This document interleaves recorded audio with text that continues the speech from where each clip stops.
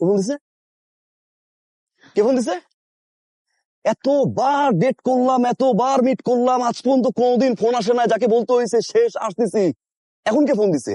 Date করার কথা বলে আমার আল্লাহ আইনা তুই ব্রেকআপ করে ফেললা। হ্যাঁ, আবার বলতে শেষ আসতেছি। কি ব্যাপার? নতুন কেউ হয়েছে না? নতুন কেউ হয়েছে না? বাইক নিয়ে ঘুরে, বাইক পছন্দ হয়েছে, বাইক পছন্দ হয়েছে না, অপেক্ষা করতেছে ব্রেকআপ করে আয়, ওয়েট করতেছে না। ও আল্লাহ ঠিক করছে, আল্লাহ রে আল্লাহ ঠিক করছে। আম্মা আমার ঠিক করছে, দোকান দিছে, দোকান দিছে রে, দোকান দিছে। কারে আমি বউ কইছি, কারে আমি জান কইছি, কারে মুখে রাখছি, সে তো বাইকের ভিতরে উঠছে।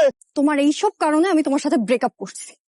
তুমি একটা ইম্যাচিওর, তুমি কোনোদিনও চেঞ্জ হবে না। আমার চেঞ্জ হওয়া লাগবে না, আমার চেঞ্জ হওয়া লাগবে না।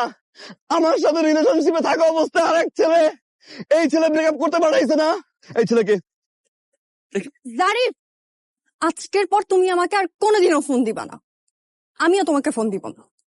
এখানেই শেষ। আল্লাহ হাফেজ। আরে তুই কি শেষ করবি? শেষ তো আমি করতেছি। তোর মতো চিটার, তোর মতো ডাবল টাইমিং করা মানুষ জারিফ আর কোনদিন ফোন দিবে না, কোনদিন আমি আর ফোন দিব না। এই যে মাথায় হাত রেখে প্রমিস করতেছি, কোনদিন আর ফোন দিব না। ভাইয়া, সিমটা কি আপনার নামে? জি, আমার গার্লফ্রেন্ড ইউজ করতো।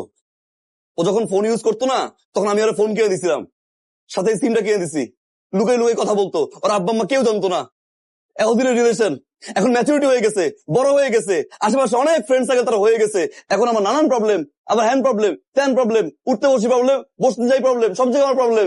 এত প্রবলেম আর প্রবলেম। ব্রেকআপ করবি, ঠিক আছে তুই কর। জোর করে তো কারো মন পাওয়া যায় না, দেহ পাওয়া যায়। অত দেহ দরকার নেই, আমার মনটা দরকার ছিল। সেই মনও আমার দিবে না, দিস না, সমস্যা নাই, ব্রেকআপ কর, মিচুর ব্রেকআপ কর। আরে কান্নাকাটি করে আমি তো গেছি ব্রেকআপ করতে, ঠিক আছে ফাইন, শেষ করে এখানে। তারপরে যা 6 মাস গ্যাপ দে, তুই কষ্টের গান শুন, আমিও কষ্টের গান শুনি, তারপরে রিলেশনশিপে যা, সেটা মানানো যায়, বুঝানো যায়। ব্রেকআপটা করতে পারলাম না, সঙ্গে সঙ্গে ফোন দিতে, ফোন দিয়ে থেকে বলছে তুমি কোথায়?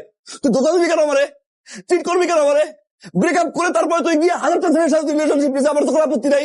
আমি রিলেশন থাকা অবস্থা আর এক ছেলের সাথে তোর কি? আর এক ছেলে তোরে কেন ফোন দিবি? কেন তোর কই ফোন দিতে হবে? জাস্টিস যাবি এখনই? ভাই বুঝছি ভাই, আমার চাকরি যাই যাক, আপনি এক্ষুনি ফিঙ্গার দেন ভাই। ফিঙ্গার দিয়া আপনি সিম বের করবেন, তারপর ওই ছেলেরে খুঁজে বের করবেন ভাই। আর একটা রিকোয়েস্ট, ওই মেয়েরে কিন্তু ভাই আপনি ছাড় দিবেন না।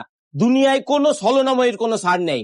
আজ থেকে 3 বছর আগে আমার এই মনটা নিয়ে ভেঙে চুরমার করে ভাই নদীতে ভাসাই দিছে।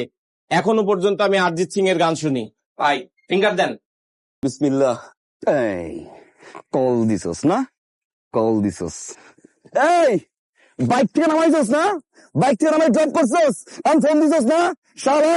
এই বেয়াদব ছেলে, কে তুমি? আরে তুই কে? এটা এশার নাম্বার না? আমি তো এশার মামা। অরিজিনাল মামা? অরিজিনাল না তো কি? তুমি কে? কথা বলছো না কেন? তুমি কে? আসসালামু আলাইকুম মামা, আমি তো এসার হাজবেন্ড। কালকে 8:59 আপনি কই ছিলেন? এশার বিয়ে হয়ে গেল আর আপা আমাকে জানালো না? কি জানাবে, তা তো আপনাকে গনেই না, পাত্তাই দেয় না। আমি অবশ্য জিজ্ঞাসা করছি মামা কই, কর মতো ভাদিন না বিয়ে থাকার চেয়ে না থাকা ভালো। আপা এই কথা বলেছে? জি জি বলছে মামা।